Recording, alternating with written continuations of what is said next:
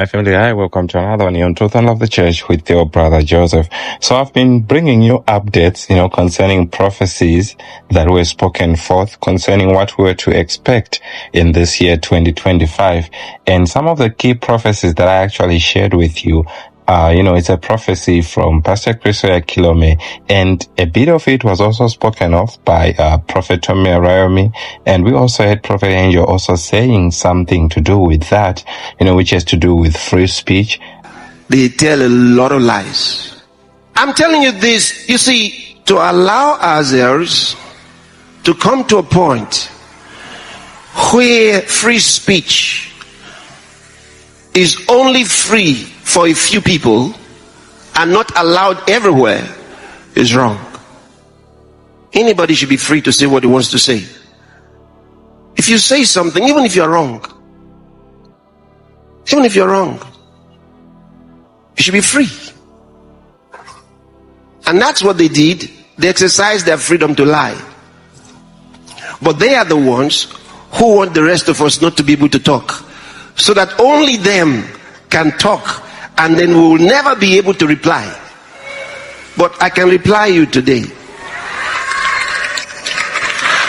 and I can tell you that the plan to squeeze out free speech around the world will fail.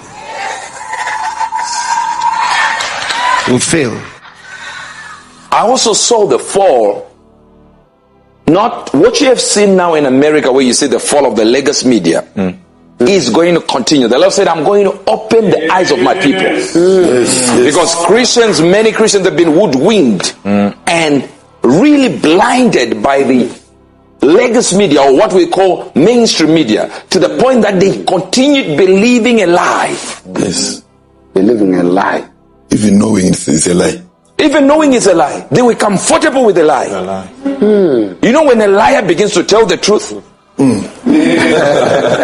that's exactly 2025. Where people will be forced in a corner. Where programs from the people that they said were conspiracy, all this, they were feeding conspiracies. They're gonna invite them. Please have a segment here. Talk about this on their own. Oh wow! Trying to have a dose of truth. And the Lord said, "You shall see a time when no matter what Newsweek will try to do, Newsweek will say in one part or the other, they will say what I want them to say." Wow! That the Times will begin to speak what I want them to speak. Yes. Wow. Oh my. Says they will try in other places to hide the truth, but one inside there, I will make them say what I want them to say. Says I will hold the media and I will bind the king of the airwaves. That for seasons he will be speaking what I want him to speak. Wow. Yes, sir. Wow. So you're going to see a whole lot of emergence of new media houses using social media, social platforms, just encouraging the truth being spoken, the truth being injected. Are you getting this? Now, there is a sweeping change coming around the world. If I could move on past Canada for a moment and just say there's a sweeping change coming around the world, and the world will call it the Trump effect. But it's going to be God's effect with Trump's name on it. And what's it going to do? It's going to change the face of media. It's going to change the face of social media. But where God before was auditing media and social media. I remember I shared with you a video where everything that Pastor Chris said, he was proven right. When Mark Zuckerberg actually came out to say this. In the beginning, it was like, okay, there aren't enough masks. Masks aren't that important. To then it's like, oh no, you have to wear a mask. And, everything was shifting around.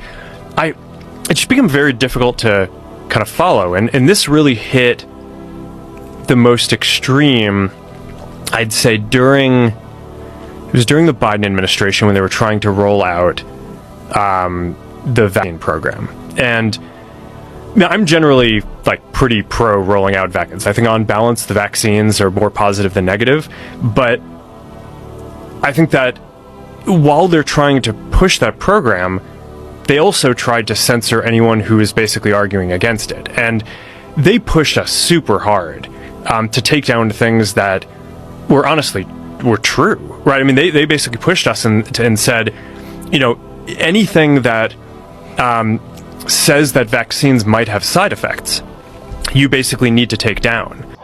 So now he also came out again to say that they're going to be changing things, changing policies to ensure that there's going to be free speech, all right?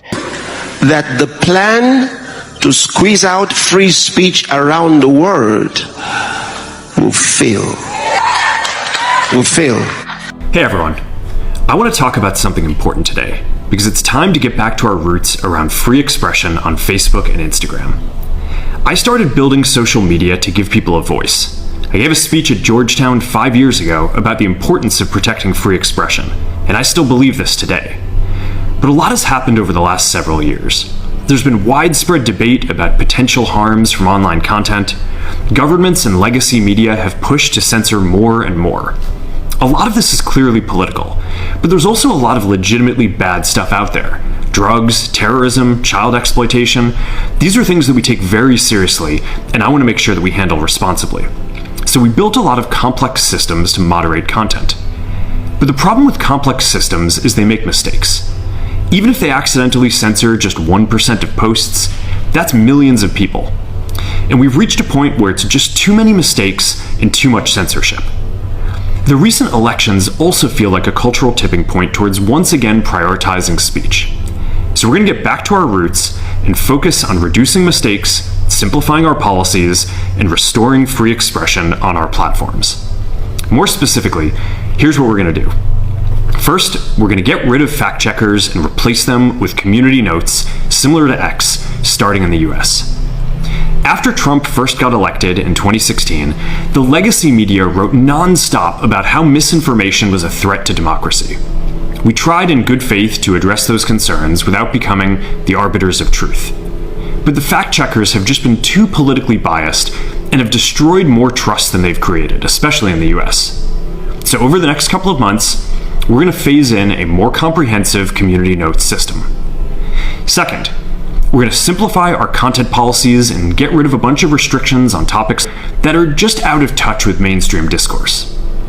What started as a movement to be more inclusive has increasingly been used to shut down opinions and shut out people with different ideas, and it's gone too far.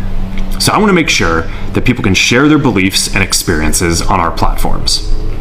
Third, we're changing how we enforce our policies to reduce the mistakes that account for the vast majority of censorship on our platforms. We used to have filters that scanned for any policy violation. Now, we're going to focus those filters on tackling illegal and high-severity violations. And for lower severity violations, we're going to rely on someone reporting an issue before we take action. And, the only person or the only platform that we can say didn't have censorship, concerning some other stuff that you could say or you couldn't say, it was actually X, as you can hear Pastor Chris, talking about it right here. X right now is the only platform in the world where you can actually say what you want. So, there's another thing that I can actually call a fulfillment also, because TikTok, it's a social media platform that was actually founded by, some Chinese people and the like. And breaking news that we actually have is that TikTok, they're actually in the process of selling it to Elon Musk. On in business news, uneasiness emerging among users of the short video app TikTok, which is facing a ban in the United States.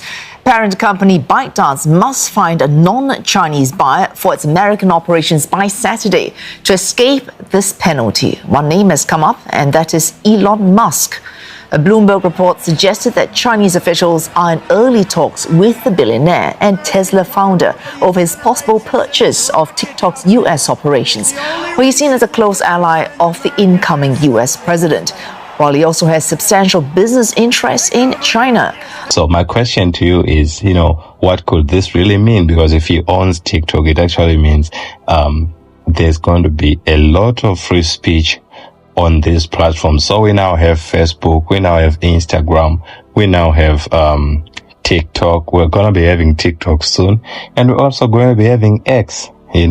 So I just felt this is an update that I had to share with you. So I just want you to, share your thoughts in the comments below. It's a new development I felt I had to share with you. So yes, my family, share your thoughts in the comments below. What do you think about this? Like, share, comment, and subscribe. And I'll meet you in the next one as always. God bless you.